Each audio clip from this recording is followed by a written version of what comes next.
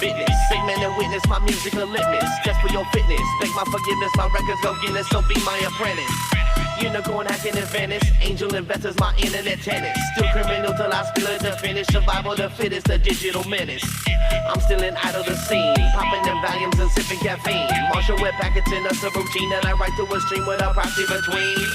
Embedded radix and word. Macros disabled, your boy ain't deterred. Why I transferred? Social the teller and teller you heard about the king nerd. I keep it suave on the phone. Shut off utilities, black out your home. Cracking the wireless back with a drone. Keep the Mac clone, D off the zone. So this is episode 9. 9. Nuevo. I should know, but I don't know. Yeah, episode 9. We are now on what, week 4 of We're isolation? in like week 3.5. 3.5. Yeah, I think Sunday was our 3rd week, officially. Yeah, how have you been dealing with it? I've gone in and out of like having days where I'm like exuberantly happy and then other days where I'm just like I just want to get out. Yeah. Well, it's not like just wanting to get out. There have been a couple nights to where I'm just anxious and unsure about things. And so I can't really sleep. So it's one of the reasons I reordered an entire set of the Harry Potter books. So I could read something that's just silly and kid-like and not Which serious. book are you on? I'm I'm about to finish the first one. Oh, wow. So. Nice. Yeah. I've only got, 7 more? 6 more. Yeah. Yeah, because it's 7 books for the series. I took up quilting. So I'm learning how to quilt. I'm making a quilt right now that has chickens all over it. I'm also learning a lot of things about quilting, like, you should probably lay out your squares and your ideas before you start quilting. Because I'm doing this whole, like, quilt as you go and come up with it on the fly. Just improvise it? Yeah, it's totally improvised. Every row of the quilt is completely improvised. So the quilt tells a story from, like, shitty to awesome. Well, there were a couple issues with some different types of methods. Applique, where you're sewing on little chickens. And Applique's friggin' hard. And apparently, back in the olden days, and I looked at my great-grandma's quilt that got handed down to me, they were all hand-turned and hand-stitched. And my great-grandmother's quilt has these little tiny, tiny, tiny octagons. Mm-hmm. Or hexagons, maybe. But they're tiny. They're like the size of a little bigger than a quarter. And she sewed them out of scraps from flour bags. By hand? By hand. And you look at it, it's like all hand-stitched. Mm-hmm. And it's gorgeous. But like, my gosh. Yeah, those are some of the things that, coming from the South, it was kind of a grandma thing to do. So generation after generation, people would pass them down. So we still have really old blankets. Well, apparently when I'm quarantining, I become a grandma. Well, have you? Do you have a blanket? I'm pre-grandma'd. Do you have a quilt rack? No, I don't have a quilt rack. I should get a quilt rack. Don't? No. Okay, we could just make one. Yeah, I have several quilts I would like to display. There's one. I have 2 that my grandmother made, 1 that my great-grandmother made, and then a couple that were made by my grandfather's tenants. Mm. Who for paying rent? Yeah. Or one particular lady. It's not tenants. It's one lady. So I have one of those or 2 of them. But I mean, that's worth more than rent. Yeah, well, yeah. All the time and effort that goes into it. Well, now that I know, it took some time. If you get a nice handmade quilt, I know we're getting into exciting topics, but if you get in Arkansas, they have, people that in the Ozarks or whatever on the side of the road, if you take these old highways, you'll have these people that just have shops to where they sell handmade quilts. And so they'll have some machine-made ones for people all across the budget spectrum. But the handmade quilts, I mean, they can be a little pricey, but, I mean, it's hard to find something that's handmade that grandma didn't make. Yeah. So it's kind of neat that the people still make it for just a craft to sell. I feel bad because my grandmother had a room about the size of the one that we're in right now filled with quilts. And right before she passed, she told me to go in and take whatever I wanted. Mm-hmm. And I didn't. I just went in there and took one quilt. And she ended up sending me a box of some very sentimental ones that she knew I'd want. But I wish I'd taken more of them. Like sentimental ones for what reason? Like stuff she made when you were a kid, or Yeah, like the one that she made my mom has dresses that my mom had when she was a little girl. So the so she pattern. She cut up the dresses. She cut up the dresses and then sewed them into what's called a little Dutch girl, which is like a little kid with a bonnet pattern. And there's also little Dutch boys, but this one's a Dutch girl, and they're all made out of my mom's stuff. Yeah, I'm kind of low energy. That's been happening every day. Like, I'm not like super high energy. It's going to be really weird when we're let out. And going back to normal. Yeah, there's no normal. Or what I guess we would have to build as a new normal. Yeah. So there's talk right now of, which I fully support, of abolishing the handshake. The handshake is going to go away. People are saying we should never bring it back. I don't know what it'll be replaced with. I think that's kind of an overreaction. I mean, coming from the South, you have to have a handshake. I don't know. I don't know if we're going to have it. That's how you measure somebody's word and integrity. The grip of their handshake? Yeah. If you don't give a real handshake, it's just, you can't trust that person. So. Excuse me while I drink my not sponsored by Dandelion Hot Chocolate. Yeah, mine is amazing. a mix. It's a blend of 2 different kinds of hot chocolate. Because you accidentally mixed up the one with the chili powder? Yeah, so I have half chili powder, half gingerbread. It's not bad, though. It's an experiment. Not bad. Yeah, I just tried the gingerbread for the first time. It's pretty good. Yeah, I spent probably a good part of half an hour or so cleaning out my cabinet just to make a little area for the hot chocolate so it looks really dignified. Because you should see the jars these things come in. They're so nice. Oh, yeah. Like, every little detail is just so nice. I'm trying to figure out what I'm going to use it for. Because I've already finished one of them. And so I've washed it out and trying to figure out what I can store in it. Something precious. As you know me, I like to store things inside containers. Handmade chili powder. So you can make like a little chili powder jar. You know jar. what? It's the right color. I could. Yeah, it's the right color. I can make a new batch of chili powder. There you go. That would be awesome. I'll just have to get a new coffee blender. Yeah, you can't use mine on that. Yeah.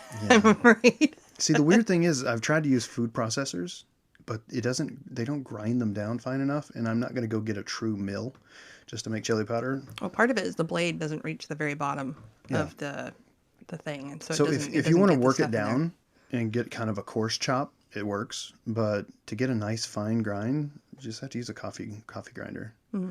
So I've got one that has a little cup that you can remove and just wash the whole thing. So, but that's back home.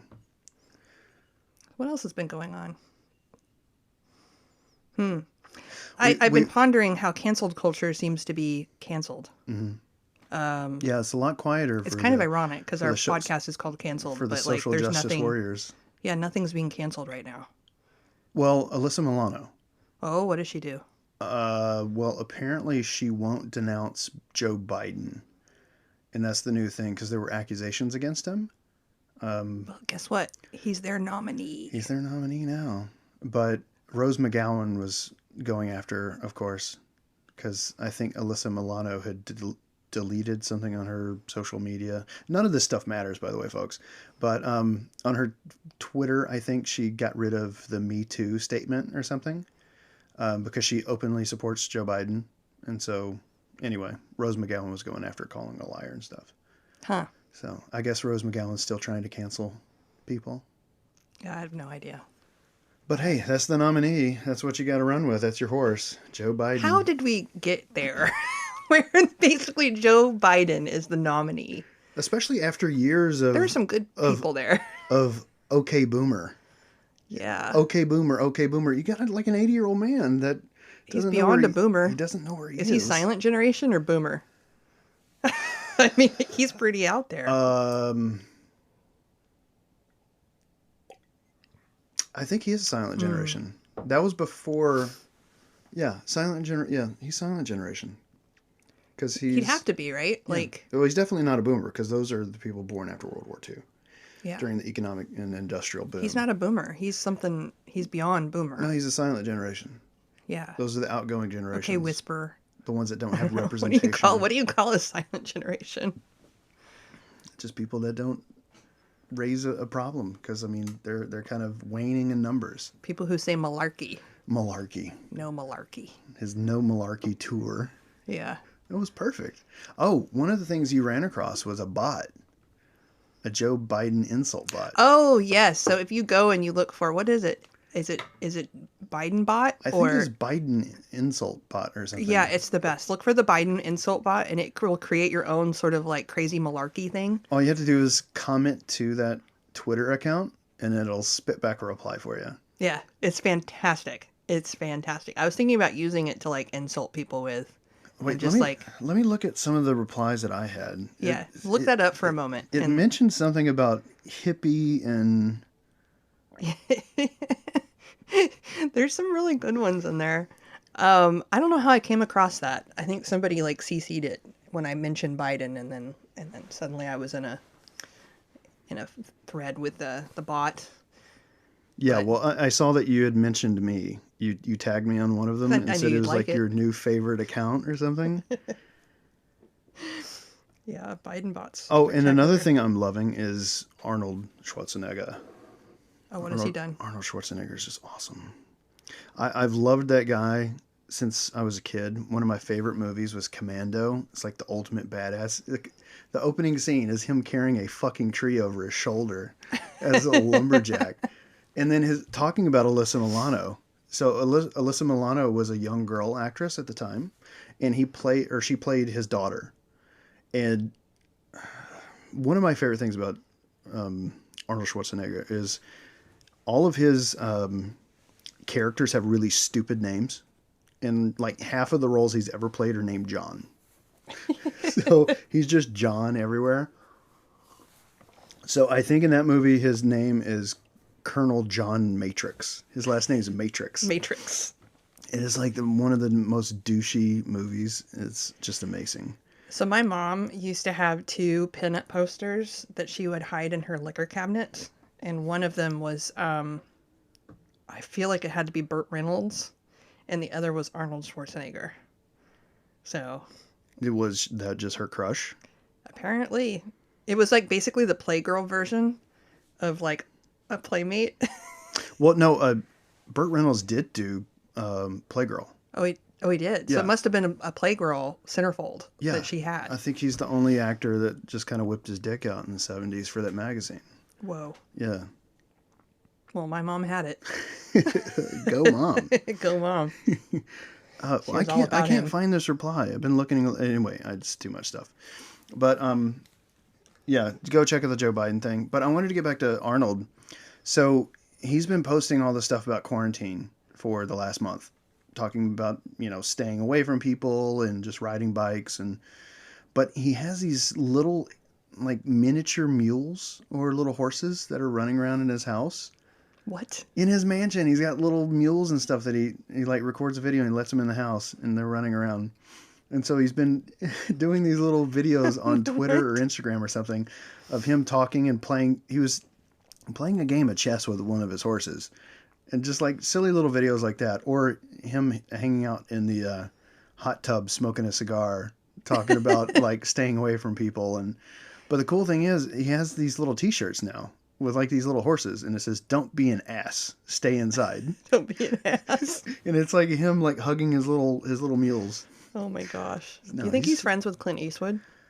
Of course he would be. The dude has a statue in his backyard of Ronald Reagan. Okay. He's got a bust back. I love the guy. He's Yeah. like the perfect American. I know he's from Austria, but he's an American citizen, and He's American. he just Yeah. he loves the country, and it's just his story is just amazing. Coming here with like nothing and then doing workout videos and stuff and getting these shitty little. I forget what shitty little movie he made, and then he got like Conan as like his second one or something. Whoa. Yeah, so it was pretty amazing. Yeah, I mean, he was pretty ripped. I mean, the amount of hustle that dude had. I mean, he was a tank commander. He was a captain of a tank over in Austria. Whoa. And then he came over here, and so Well, the military he there, I bought- think, is compulsory in Austria. yeah, I think so. Yeah. But yeah, he drove a tank around and stuff. So one of the things that he bought himself after making a lot of money in career, bought himself a fucking tank. Of course. Of Why course. not? You're Arnold. You need a tank. Palmer Luckey has like a bunch of tanks, I think. That's awesome. I've Yeah. always wanted a tank. Yeah, I think he has a few. But the bad I could thing be is, wrong. the kind of shitty thing is if you buy a tank, you have to demill the cannon, which I don't think is fair. Come on.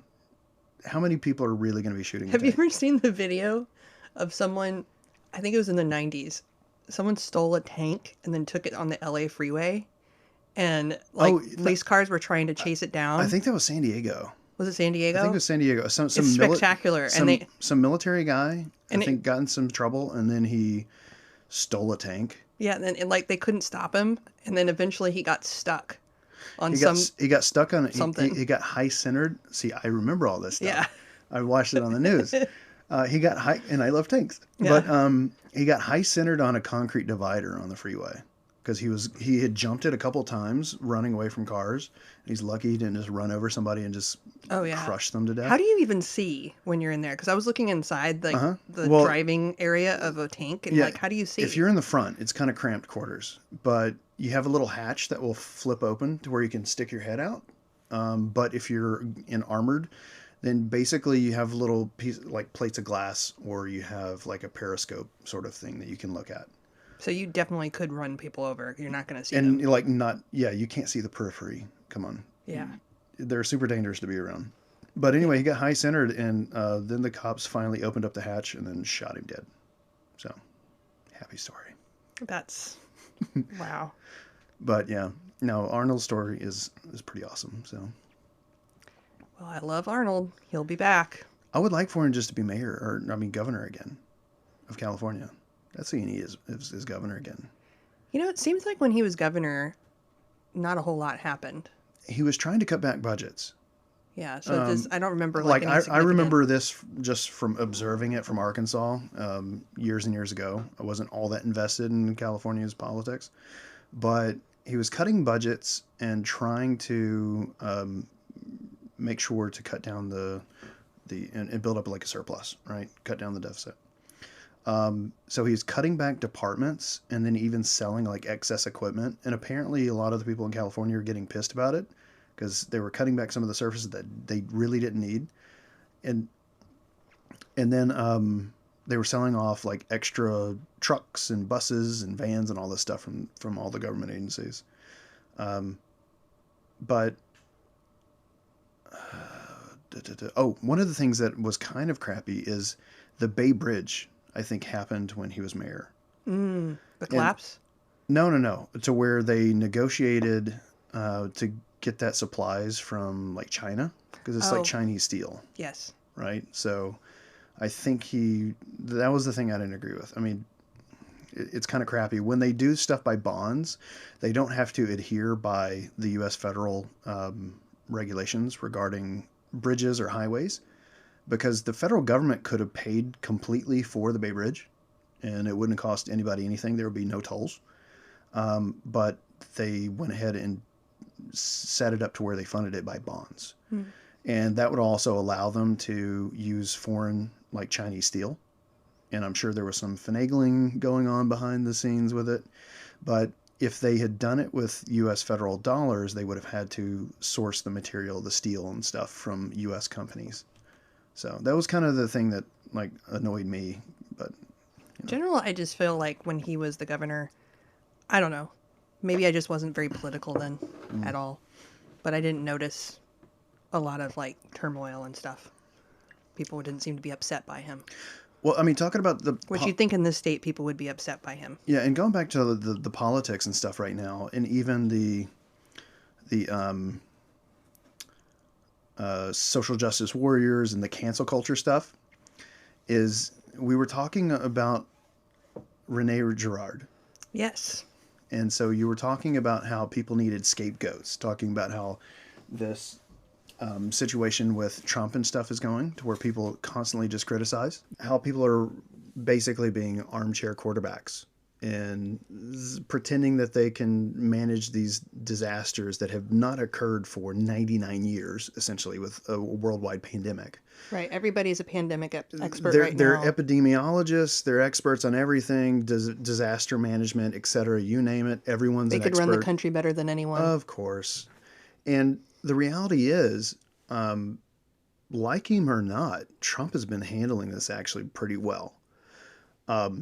You had critics out here on the West Coast in Washington, media outlets criticizing, talking about how it'd be terrible to shut down the country, the air travel between here and China, and that it would be bigoted and racist. And right out of the block, at like the end of January, he went ahead and created that ban, even though people were all against him. And now you have experts saying, oh, well, that actually saved lives. That was a good call. But Trump can't do anything right. Well, so I have a different opinion than you. I think that some of the things that he did were great, but some of the things that he did were not. Like, for example, he really downplayed this epidemic in the beginning. He definitely did that at the beginning. Yeah, basically he said like, oh, flu. you know, it's the flu. By April, it'll be gone. 12 cases will be nothing. Because I think because more people die from the flu than this. I think that was irresponsible. It was. And wishful thinking. Maybe he got bad advice. He is not an expert on this. Well, I mean, and how could you be? And a lot of physicians across the globe, especially at that time, their view, not even just politicians or Trump's view, physicians were essentially saying that it's like the flu. Yeah, there was that was kind of. There's a lot of people on Twitter that I know even who are just like, look, it's the flu. Like, what are you guys worried about? Yeah. There are still people who think that today. And they think that this measure that we've taken to socially distance ourselves and to stay at home is an overreaction and a misreading of the data. There are certainly some issues with the data. Yeah. We can go on forever about that. Like, they're miscounting deaths, miscategorizing deaths. There's some people that died and we don't even, we'll never know why. Yeah. And, I think that... And a lot of that because we didn't have early on testing. Yes. Which, one of the things, that's another thing I think he bungled that. Well, that's another thing that people say that he messed up.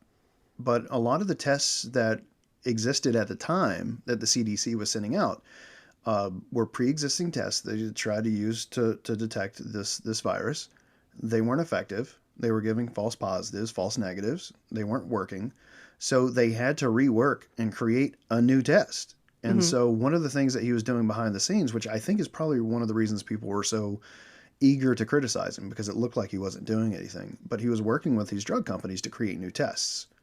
And that's one of the developments that they had for the press conference. He wasn't going to go out and announce, oh, hey, we have this, we're working on it, we're working on this project, until they actually had something, they had the ball rolling. Yeah, I actually think appointing Pence was really wise on his part. I think Pence has that kind of gravitas that is needed in a time like this, where I think that well, and he has the experience. He doesn't have that. And he has the experience. Pence has the experience of managing a state with multiple agencies as a governor. Yeah, and he comes across that way, and I really think that Trump does not. Yeah. He makes jokes about things, and it's hard for him to take anything super serious when he's talking, and he doesn't emote. Like, it's a really difficult time, and nobody's getting any kind of read from him. There's literally no emotion coming from him. Yeah. And I think as a leader, there's some aspect of that people are looking for, which is, that you are in touch with the people that you lead and you care about them. And you don't get a sense that Trump cares. He probably does. Well, I think he but actually... you cannot tell with that guy. I'm not sure, how soft and fuzzy he is with people, but I think in his demeanor and his presence, you can actually tell he genuinely loves America. Oh, yeah. I think he genuinely loves the country, and he generally wants to see people, succeed and do well. I think he generally loves the country. I think that's true. I do agree that there are people who will not reward him or his administration for anything that they do that is good. Yeah.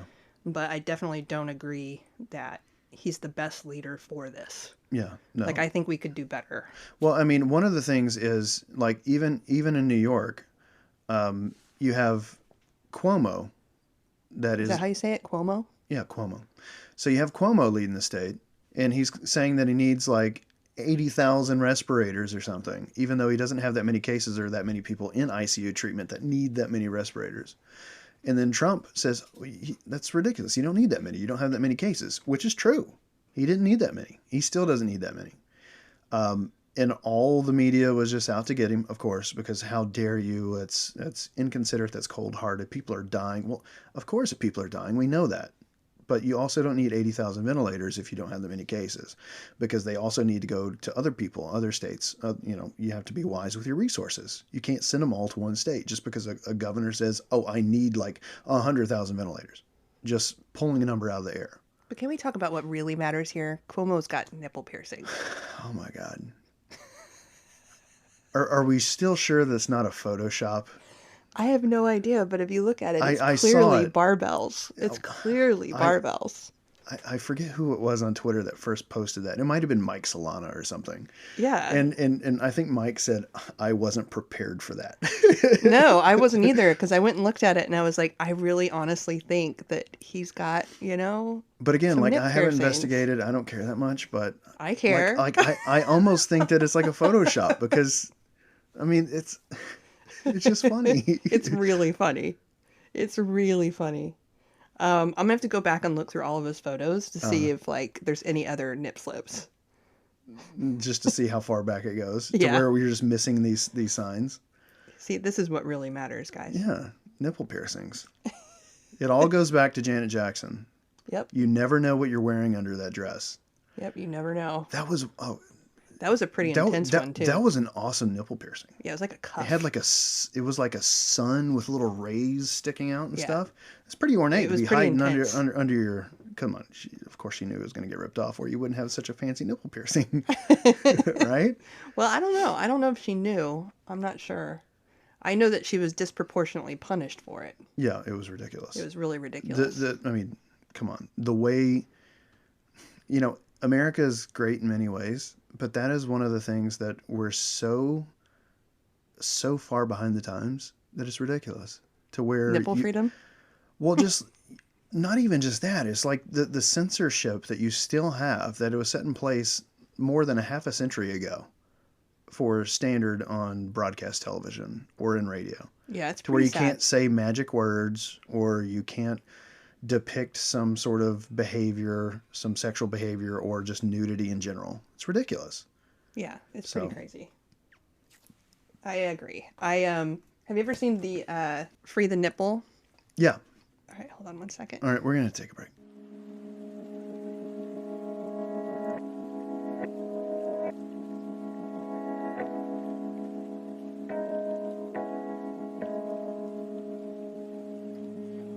Even I'm tripping. I'm still playing this game and I ain't in prison. Still out here living. Still out here earning my starship, deploying blue ribbon. Love with the women. Maybe a bit out of sorts. But I ain't dead. Gotta stay fed. Ain't in the red. Ain't in the courts. This shit been crazy. Broke up with baby. Family get murdered or suicide daily. Had to quit drinking because I kept thinking about all this shit every time I got hazy. Back from a venue. Took advice from my friends and I tried to pretend you didn't exist and put you on the list, but that didn't much help and I still will defend you. Music my therapy, can't even write it, and when I sit down to I can't even lie. It's like I forgot how to string it together, fit all of my feelings and make myself better. Heard this beat on the stream, might as well pirate and try it, I'll give it a go. I'm the king of the scene, the show self-esteem, I'm hacking and freaking the flow. Bad with my money, feel like a dummy, feel like a failure and people don't love me. Know that ain't true at the core of my being, but consciousness kills and my heart's in agreement. Maybe a midlife crisis, I guess that it's getting that time. I look at my watch and I gather my thoughts with the memories flooding. I ask for a sign. Still immature, still out in LA to hack a couture. Still popping boxes and feeding the poor. Picking myself up and off of the floor. Timing is everything. Right now I'm hemorrhaging. Maybe we needed a break. Take some time to reflect. Let me clean up my mess because baby I needed that space. That goes for all of us. Demons that follow us. Gotta forgive yourself or they will swallow us whole. Haven't been diligent, dim little filament. Haven't been playing my role. Mentally ill. Mentally question my skill. If I'm not popping them pills, you know the drill. Pushing through life with your shit was a will. Planets in trouble. Most of the globes in the media bubble. Feel kinda powerless, bathing in cowardice. Seeing me a silent window in the cuddle. And this forms a pattern. Circle around like the rings of Saturn. Trying to find some peace of mind in a slice of time like something matters. Hope I find what I'm seeking over a long weekend. Sooner than later so I can start speaking and doing the things that I'm destined to do. And I see me get lonely and wrestling with you. As for the rest of my crew, continued success, I invested in you. Spam God continue to bless every move, so let's get in the booth and stop stressing it, boo.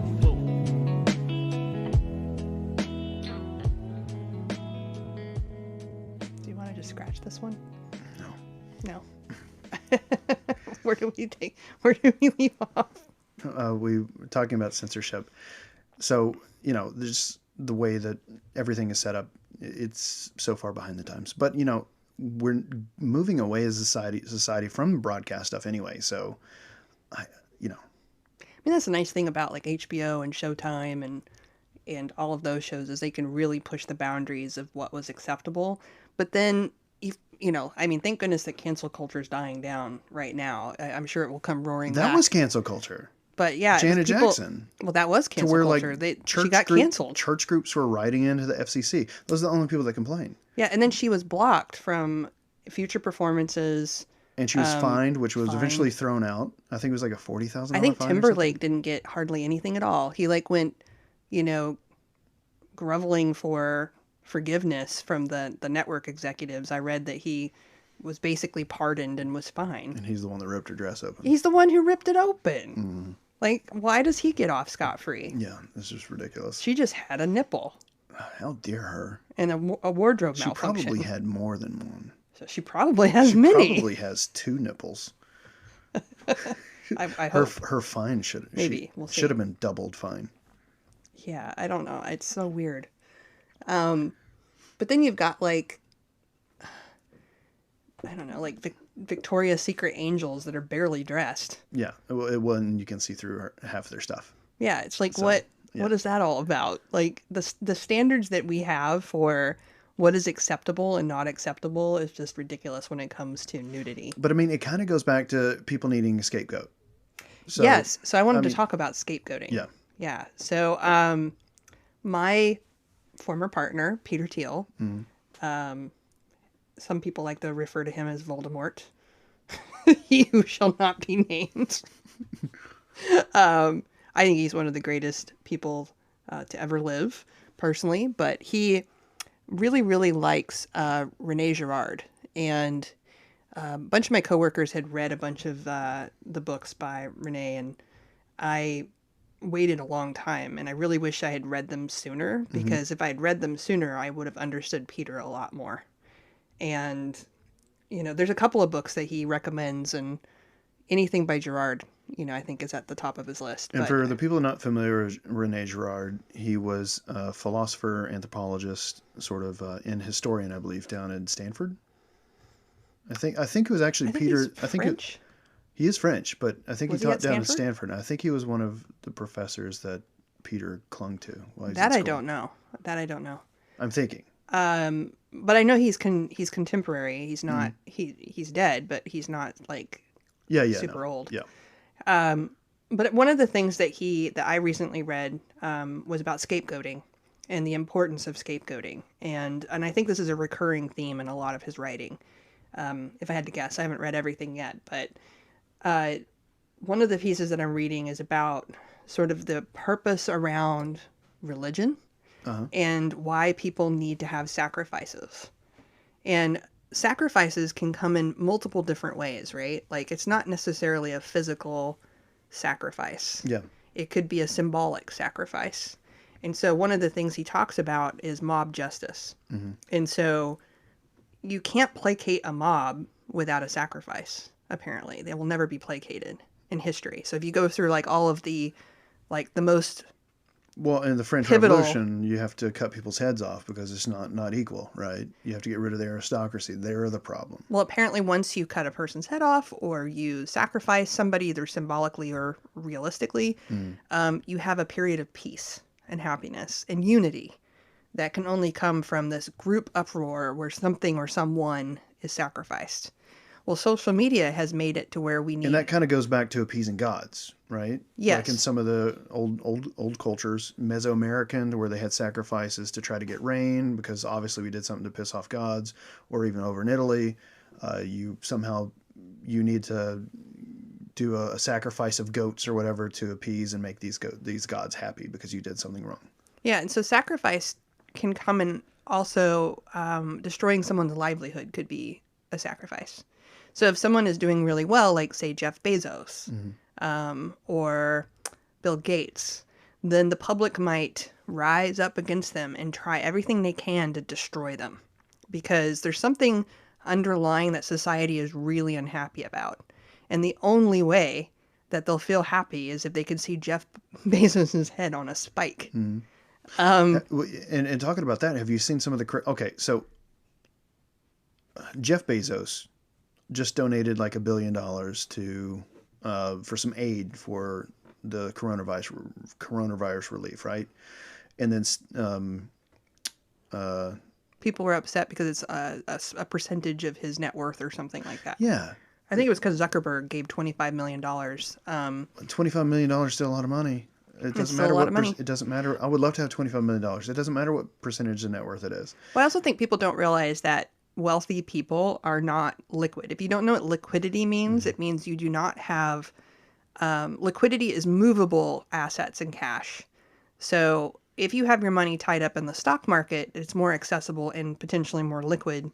They don't have a bank account with that money sitting in it. Yeah, no, it's not Scrooge McDuck. It's not how it works. It's not Scrooge McDuck. That's not how people become billionaires in the first place. Yeah, it's invested in maybe buildings, right? So if you want them to donate more money, do they have to go sell a building to make that happen? They have to sell part of their company, or do they have to sell part of their their equity, company? or do they have to shut down things? Like, no, that doesn't make any sense. It doesn't make sense. So I think there's a fundamental misunderstanding about that. But anyway, back to scapegoating. We'll get back to that in a moment. But I think that Trump is also a scapegoat.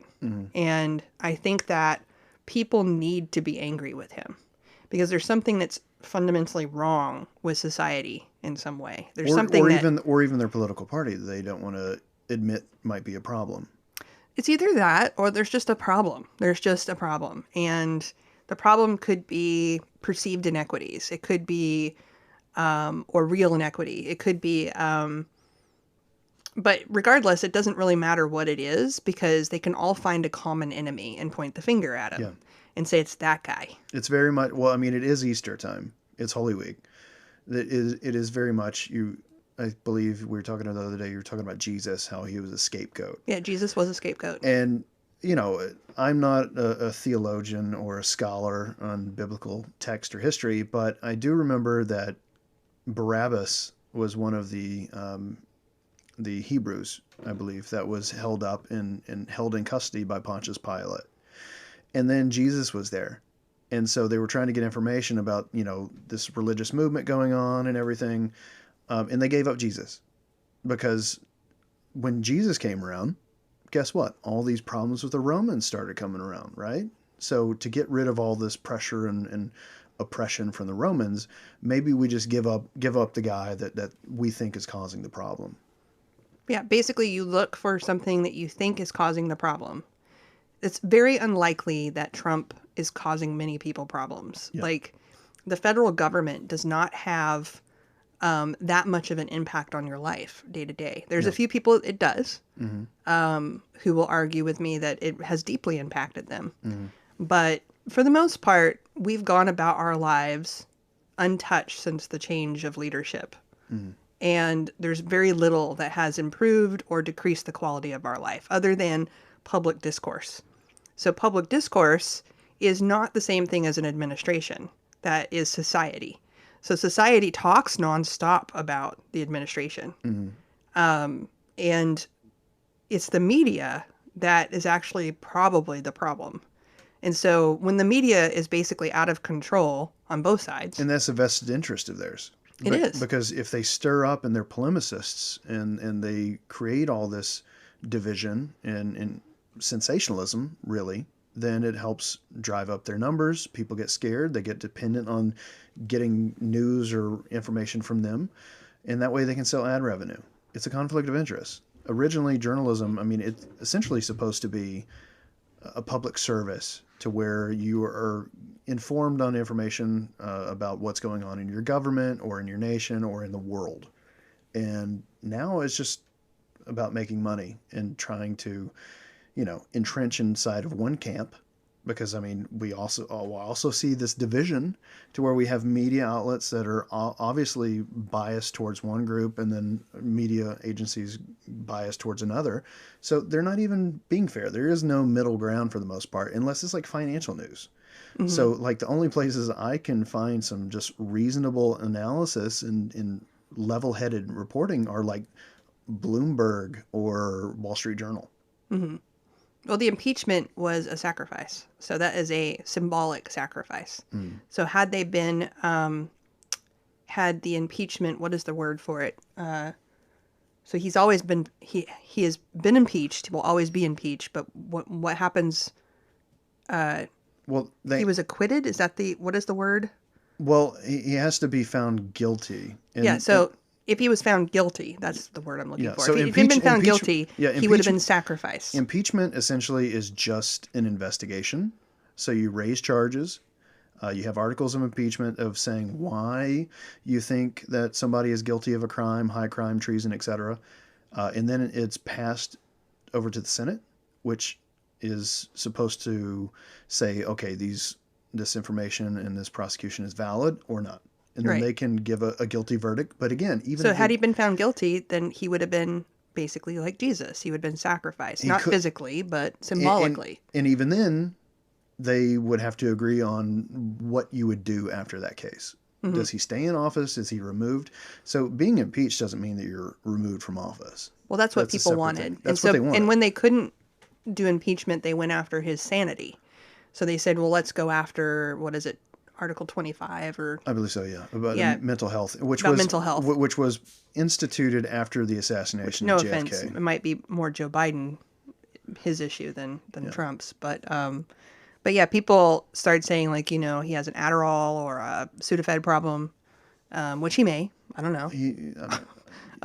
But who knows? Who doesn't take Sudafed? Half the country has allergies. It's just ridiculous. Yeah. I do think that it is remarkable that people don't step back and ask themselves, what would it be like if they were in his shoes? I think Trump's very ADD.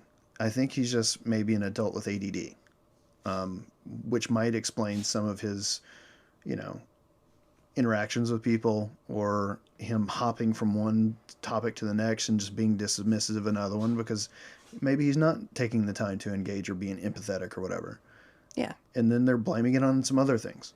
Well, I think that the other thing is that he got elected into a position and is dealing with something that is, for everybody, for most people that are alive, there's a few people that actually were alive in 1918. As a matter of fact, I saw someone who got COVID-19, the CCP virus, and recovered, who was in their hundreds. Nice. Yeah, who had actually lived through the 1919 pandemic and lived through this one as well. So I think there are very few people alive. They need to study the individual for their antibodies. Yeah, exactly. There's very few people alive that have been through a pandemic, and one at this scale. And so I think that to sit an armchair quarterback like this whole thing and to talk about what could have or couldn't have been done, I don't know that there's like a perfect situation in a thing like this. So, there's some countries that apparently maybe have handled it better, but I can't trust news sources. No. I don't know if it's true. And it also comes down to the reporting numbers. We know that China is just pure false, just garbage. Nothing true about them whatsoever.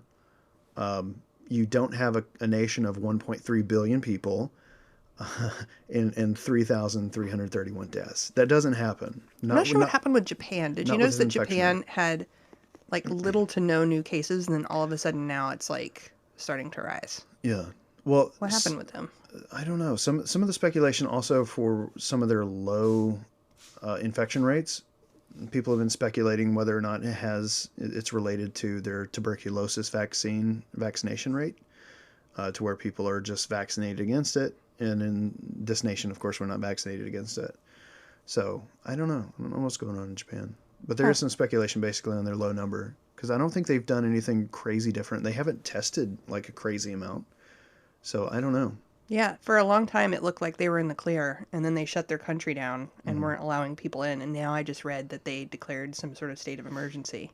Well, I mean, I think Singapore is also having some prolonged lockdowns. In Hong Kong, they're having a slight rise in cases now. So who knows? Yeah, who knows? Well, but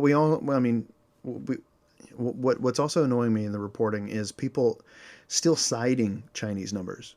The CCP they're not Yeah, we giving should you just real stop numbers. doing just that. Just like omit it completely. We know it's fake. Because you have Italy, which has, I think, 60 million people. And then they had the other day, when I looked at it, like 17,500 deaths. And then you go to China and you're 1.3 billion and you only have 3,000. No, that doesn't happen. China doesn't have 18% of the deaths that Italy has. It's ridiculous. Yeah, it's ridiculous. So just stop quoting that number. It's obviously fake. Yeah. Oh, man. So I'm looking forward to talking about other things someday than And it's hard because, this virus. But it's all that if I get online and I go on Twitter, it's all that anyone's talking about. I think it's remarkable. it's all consuming because our lives are changed across the nation and the world. The world. So The world. And I think that I said this, but I also saw Naval said it the other day. It's the first time in history, probably, in a long, long time, that the whole world is thinking about the same thing at the same time. We are all concerned about the same thing. Yeah. And it is that if this is a unifier, that is the unifier. Mm-hmm. And some good things could come from that. Like when people are all thinking about the same thing, you can do some pretty remarkable things. It's the same thing for like war. If a country is at war, you get bipartisan. It's like a unifier. There have been some stages to where like the world's been unified on some things. I think polio was probably one of those, to where the world proactively went out, especially in like the mid 1900s, to vaccinate the world against polio. There were still some countries that were, outliers that didn't necessarily implement it. And just recently, I think Bill Gates, going back to Bill Gates, finally vaccinated some of those countries to help eliminate it. Yeah, I think polio is almost eliminated. It's almost gone. I think last I checked, Which would be like the first time that they have less than 100 cases. Or it's like something the first that. time that a virus has just been eliminated. Smallpox. Yeah, well, yeah. Yeah, smallpox was eliminated. And that was not all that long ago too either. No. I think there were still some outlying companies or countries that hadn't completely wiped that out. So one of the most remarkable things that have happened in my life, I live a charmed life, I realize, but I was on a plane on a tarmac waiting for a plane to take off, and we were delayed, and we kept getting delayed, and we got into like 3 hours of delays. Mm-hmm. And so my single serving friend sitting next to me, if you watch Fight Club, then you know what that's all about. But he struck up a conversation with me and started asking me like what I do and where I was going and what I was up to. Mm-hmm. And we got into this great conversation. It turns out his name is Larry Brilliant, and he wrote a book called Sometimes Brilliant. But he also was one of the many doctors, but the organizing doctor who helped eradicate smallpox. And so he organized over 2,000 medical professionals to roll into various countries to vaccinate. Mm-hmm. And incredible person. Like, I couldn't believe, I was just sitting there, I felt so humble and so like in awe, and I was just like, wow, I have not accomplished anything in my life compared to this guy. Yeah. But I mean, look at Bill Gates. Like the amount of stuff that he's done after essentially retiring. He was canceled. Yeah. Well, I mean, even the news reporting today is there are still some ridiculous people that are writing for some of these outlets that are sitting there trying to speculate that Bill Gates is out to make money. He's out to make money off of these vaccines. He's trying to create this vaccine so he can make money off of it or something. Something crazy. So silly. It's like the man doesn't need any money. I mean, that's the last thing that he needs. Yeah. All he's doing is trying to use his money for good. And then people are still criticizing him for it. And there are a lot of these people that are doing this. Jack from Twitter. And Jack criticized him? No. Oh. No, I'm saying like he's getting heat too because he just announced that he's giving away a third of his wealth. He's giving away $1 billion. And the criticizing, crowd is sitting there saying, oh, well, you're just taking that because it's a tax break. Ugh. You're doing that. You can't make people happy. No, you can't. You just can't. I've learned this. If there's anybody that needs to be canceled, it's those people. Yeah. They don't need a job. They can't be trusted. Obviously, if you're going out of your way to sit there and say, oh, well, he's only giving away this $1 billion because it's a PR stunt and because it's a tax break. Well, you And know even what? if he is, who cares? Yeah, again, Who cares? The end result is what matters. It's not what the motivation is. Yeah, Dan Bilzerian got some kind of windfall from his father passing or something like that, and he turned himself into a, gun wielding, woman chaser on Instagram. And you know what? You could do that too. Yeah. But, I think that Bill Gates should be celebrated. No, he's amazing. What he's done. He hasn't done that. Yeah. Neither has Jack. I mean, a lot of people like to give Jack grief because Twitter doesn't do what they want it to do. Yeah. And so, they just want to see him suffer because, the product doesn't work the way they would like it. Well, and for I it to. also think that since they have all decided to ban ads because that's how they lost the last election, right? You need to ban political ads. Well, they're finding out that it's hurting them too. So Yeah. I think that's probably some of the backlash. Well, political ads sure helped us get, Biden. Mm-hmm. And I think it's so silly because at this point we should realize They're worried about political ads. Look at Bloomberg. What did it do for him? Nothing. Same thing with Jeb Bush. Nothing. Same Yes. thing with Hillary Clinton. Nothing. Nothing. Like, it doesn't seem to matter how much money these people spend. The money doesn't matter. It doesn't move the needle. No. For whatever reason, we decide what we decide based off of sometimes lunacy. Or just even stuff going on in society is where people are struggling and they want another option. They want another route. Yeah, It's I mean, that maybe simple. Biden is basically the halo of Obama. Yeah. Like, he touched Obama, therefore, it's the closest thing we have to getting Obama back. Yeah. I still can't understand the whole Biden thing. But, I mean. Altogether, I think people just need to stop trying to be so divisive. I'm getting just fed up on Twitter, but all these idiots. I'm just starting to ban or mute people. There's no need for it. There's real problems going on in the world, and you're sitting there making accusations saying people are doing this to make money off of vaccines. Or just shut up. Oh, Trump's making money off of this. He stands to make money because he has like a couple shares in a drug company. Well, you know what? Hydroxychloroquine is not a patented drug. It's generic. Anybody can make it.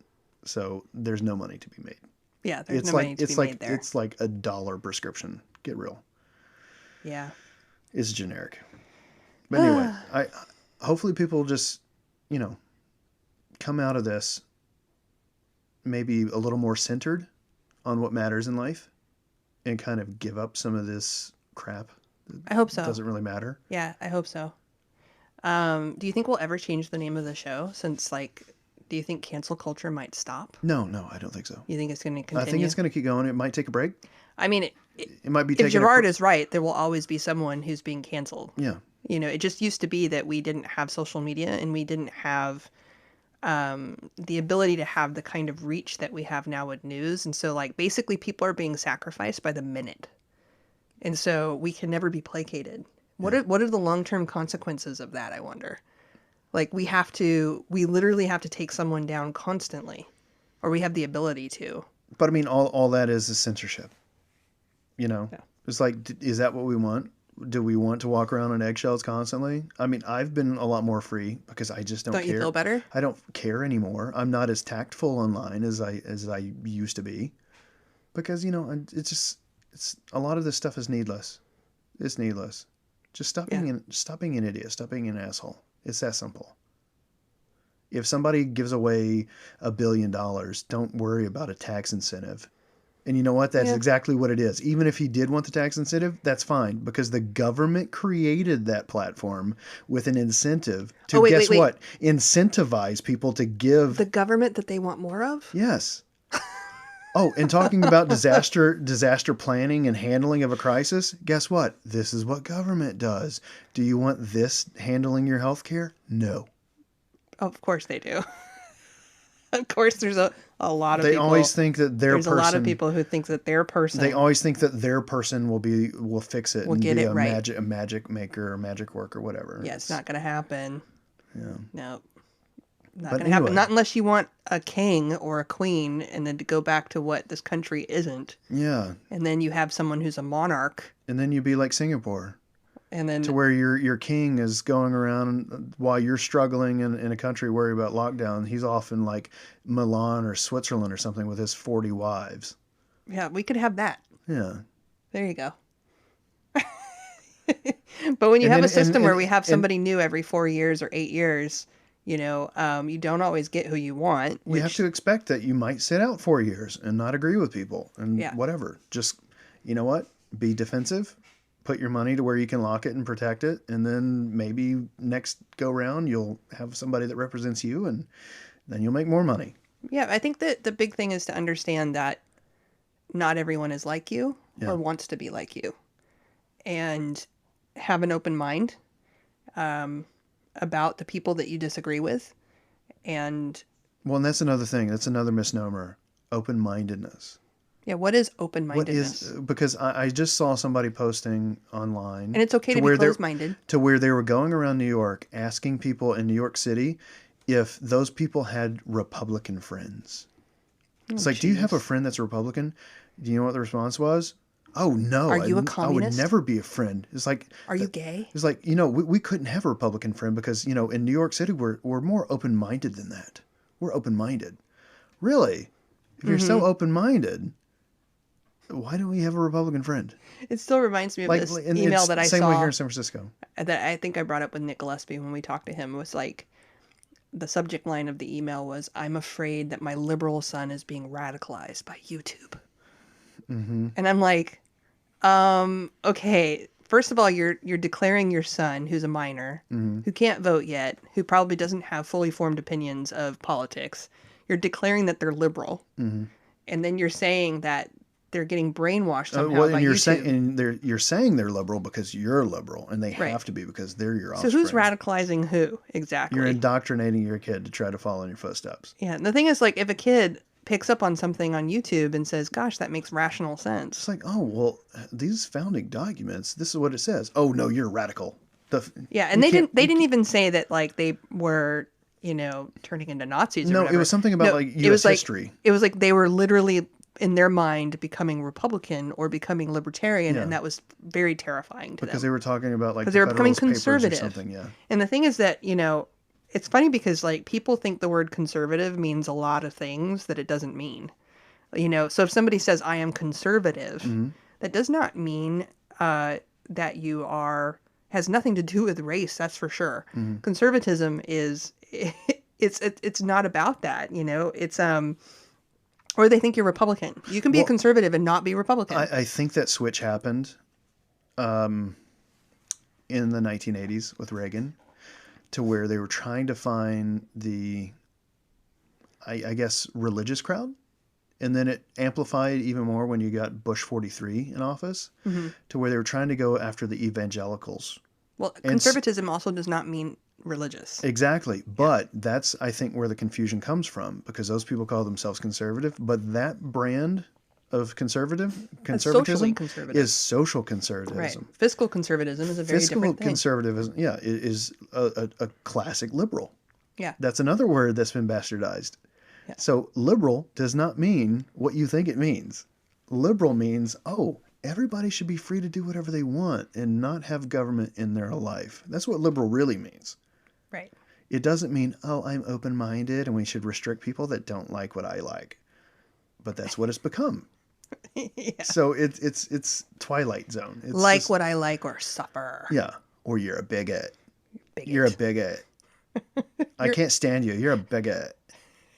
I remember when I got called a bigot on Twitter, and I was like, oh my gosh. So I should probably write down a journal of when this all happens, because I was called a snowflake by someone. Snowflake. Who uses snowflake? Which side? The alt-right uses snowflake? I guess the right wing calls leftist snowflakes. Okay, I got called a snowflake because of the notion that everybody gets a trophy and that your mom told you you're as precious and unique as a snowflake. Yeah. So. Well, I am as unique as a snowflake, so that's okay. So it's the everybody gets a trophy sort of mentality. But I don't get a trophy for it. But I'm definitely a snowflake. Well, it makes sense. That's why you liked your school so much that you got on Monopoly. Wait, what? Everybody's a winner school. Oh, everybody's a winner school. Yeah. Yeah, so Lee and I played Socialist Monopoly. Oh, it's a great game. And It's confusing, but it's really confusing. That's what socialism is. It doesn't make sense. It doesn't make any sense, and I'm not even sure how I won, but I'm not even sure how. Like, when I won, it was anticlimactic, and most of the time I felt like we were all losing. Like, at any moment, we were just all going to lose. But and I actually think that had we had more players, we would have lost, all of us. Because there's basically a winning condition, and then there's sort of like everyone loses. Well, and the game encourages you to backstab and try to make everybody lose. Yeah, and so, like, when we decided not to backstab... But we're really bad at socialism because we're not socialists. And so we ended up just making money and... and working together. And so we made our community money and ourselves money. Yeah, and we did all right. And Lee, I only beat him by like one. It was one token. Yeah, it uses tokens. But once I figured out and Lee figured out, like, it didn't help to backstab. Like, we had to be cooperative. and like... and if anybody reads anything about philosophy and if you help other people business, make money, then you make money. That's one of the principles of game theory. Of where you try to have cooperatives. But it certainly was not. The game is not designed in that way. Like, you're supposed to screw each other over, and basically, I think the message of the game is everyone loses in socialism. Which is true. Because basically the community goes bankrupt. But you know, it's just never been done right. That's the problem. No, my person's going to get it right. Yeah, we're going to get it right next time. But it's not going to be Sanders. No, it's not. You know, he seems to have kind of puttered out. Yep. He gave up. I guess socialism isn't going to work this time. Not this time. But you know what? It'll come sputtering back. It will. It's failed in every country that it's been implemented in. Yeah, it'll come back. There's too many people that are misguided by it in this country for it to die down. So unfortunately, it will rear its ugly head again in 2024. Well, we'll see. But I don't think it's going to be him. It's going to be someone else. Oh, well, it's of course not going to be him. It's going to be like 95 then. So yeah, he's just not going to be in shape to do it. What? How old is he? He's like 78, 79? I have no idea. I think 78, 79. He's not a boomer either, right? No, he's too old. Okay. Boomers would be like 60. Is there a generation between boomer like and 68 silent? 68 or 70. Kind of like Gen X that like doesn't get talked about. Oh, well, because maybe there's a because no one talks about Gen X either. We're always forgotten about. So I'm wondering if there's like a okay. So when it goes like before the boomers, it's the greatest generation and then the silent generation. So technically, I guess Joe Biden isn't in the silent generation. Wouldn't he be greatest? I think he's in the greatest generation. Okay, maybe. Yeah. But he's like in the latter part to where it didn't go to World War II. So. Yeah, I don't know. Gen X always gets forgotten. Have you ever noticed this? Like, people always talk about millennials and everything else, and then they don't mention Gen X at all. Like, we're just completely written out of history. We have Kurt Cobain. What do you think the next generation is going to be called? I mean, and none of this matters either. It's basically just social anthropologists that write a paper or a book and then just coin a term. That's how it all starts. Yeah. And then marketers take it over for business. However, there is some truth to generational behavior that is marked by historical events. There are. There's generational differences. Yeah, like there's huge events that happen that shape how we behave and how we react. So what do you think the next generation should be called? Oh gosh, I don't know. I think they should be called the streamers. The streamers? Mm-hmm. The streaming generation? The streaming generation. But that's Gen Z. Right? Gen Z is the streaming generation. I don't know. I think it's just all going to change and go away. So I think it'll just be the streaming generation. Yeah, it might be. I like the name. I think we could write a book. Yeah, write a book called The Streaming Generation. I'm going to study, supposedly, and just write a paper, author a paper, and coin the term streamers. The streamers. The streamers. I like that, the streamers. Yeah. We'll just start using it, the streaming generation. Why not? That's how it gets started. You heard it here first. I coined the term, the streaming generation, the streamers.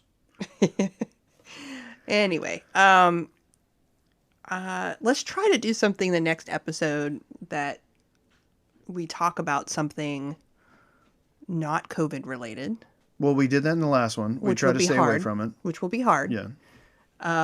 Maybe we'll pick a topic to talk about. I thought about maybe a historical thing we could talk about. Okay. Where we, so if you're listening and you have any ideas, we could go and do some research and study something and talk about it. But we need a code word. Oh, our code What's word today's code word? is square. Hashtag square. Hashtag square. Yeah, don't be a square. Don't be a square. But if you are, give away $1 billion or 30% of your wealth and be like Jack. Be like Jack Dorsey. Hashtag square. Hashtag square. Today's episode was not brought to you by Bear Creek Country Kitchen. What is Bear Creek? Creamy potato soup mix. What? It's shelf stable. Just add water. Serves a family of 8. So if you One box serves a family of 8. It's one bag. Yeah, it takes 15 minutes. Just add water. It's amazing. They have all sorts of soup mixes. It's called what again? Bear Creek Country Creek Kitchens. Country Kitchens. Yeah, you can order online. You have like tortilla soup. You have vegetable soup. You have creamy potato and all sorts of stuff. It's shelf stable and good. That's awesome. Yeah, I've got some downstairs. This episode was also not brought to you by Bass Pro Shop. Not brought to you by Bass Pro Shop, but if you do need some camping gear or just stuff to prepare for a disaster or bug out bag, they can take care of you at basspro.com. Oh, you know what? I think we have another non-sponsor that I want to mention because I think they're awesome. It's a company called Go Ruck. R-U-C-K. And they make ruck bags or rucksacks. And they are so durable that apparently you can get them and they will just last you a lifetime. Awesome. And they also sell weights that you can put in. Where are they from? I'm not sure. Is it like a Pacific sort of? I think it's a Pacific Northwest? company, but they partner a lot with Niantic. And so they do these rucking events where people go out and they go hiking and they do like urban exploration. But they also have these weights you can put in your backpack. That are shaped like a laptop. So they go 10 pounds up to, I think, like 50 pounds. Oh, nice. So you add extra weight so you can work out. I'll tell you this. Lugging around 45, 50 pounds sucks. Oh, yeah. It sucks. It sucks. When I was in ROTC, like when you would go on obstacle courses or you'd have to go hike or ruck, for 5 miles or something, you had sandbags in the back of your backpack. It was like 45 pounds. Well, I bought some stuff from GoRuck and they were so thankful. I don't know how they knew that I know the Niantic folks, but they wrote to the Niantic folks and thanked them because they thought they had something to do with it. And they kind of did in a really weird way. So it turned out that the CEO of Niantic, John Hankey, tweeted about his GoRuck backpack and about how it like he's had it for however many years and doesn't even look like it has a scratch on it. Yeah, I think I saw the picture. Yeah. And so I was like, oh, that's a thing that I went on this, this urban adventure for a day with my friend Chris. And I was like, that's super cool. I wonder what's on their site. So I go on their site and they have all of this cool, like bug out stuff and amazing boots and stuff. And so I bought a few things and I think they must have needed the help right now. Well, a lot of companies do. They were super thankful. So if you are looking for a bug out bag, in an awesome organization, there's lots of organizations out there to support. They are shipping still, and they still have product. I think it's just goruck.com or ruck. And follow them on Twitter. And I don't know, just try to support your local businesses. There's plenty of them to support. Because when this is all over, you are going to want to go back. Yes. So another one that we're not brought to by, but I am enjoying right now, Dandelion is chocolate. Dandelion Chocolate. Go to shop.dandelionchocolate.com. Their hot chocolate is amazing. I'm just finishing up the gingerbread version, and it's just amazing. It tastes like chocolate Christmas. Yeah, liquid Christmas. With a little marshmallow. Yeah, they send you these beautiful little marshmallows. So I can't wait until this is over to where I can go back and get a fresh brownie flight and some hot chocolate right there in the spot over in Mission. And then go next door and get some cheese from Mission Cheese. Yeah. If they're still around, hopefully. Well, you know what? You can always call. You can get some gift cards. You can support your local businesses because they definitely need it. Yes. So. Well, thanks, everyone. See you on episode 10. All right. Have a good time. Be safe. Wash your hands. And try to be as optimistic as possible. And I'm going to bathe in the blood of Christ. Oh, that's going to save you. Toolbars and setups, our payload stay fun. We reflect your defects and cause a load of blood. We got packets on packets on packets on packets on packets on packets on packets on packets on packets on packets. We got packets on packets on packets on packets on packets on packets. We got packets. Rolex and Cloudflare, we don't care. Anytime, anywhere. Plug you in on Datasphere, you out of here. No Sony, no Xbox. Your homies got less spots than we do. We feed you these packets that we bleed through. Your bleed you, your comms. Few terabytes of that strong. Through copper, through fiber, through air gaps and MacGyver. These packets relentless. They gum it up like the dentist. No access, molasses. When these bots in practice. You tied up, we fired up. So respect. You tied up, we fired up, so respect. This upstream is so brutal. The CNC stay brutal. We got packets on packets on packets on packets on packets on packets on packets on packets. We got packets on packets on packets on packets on packets on packets. We got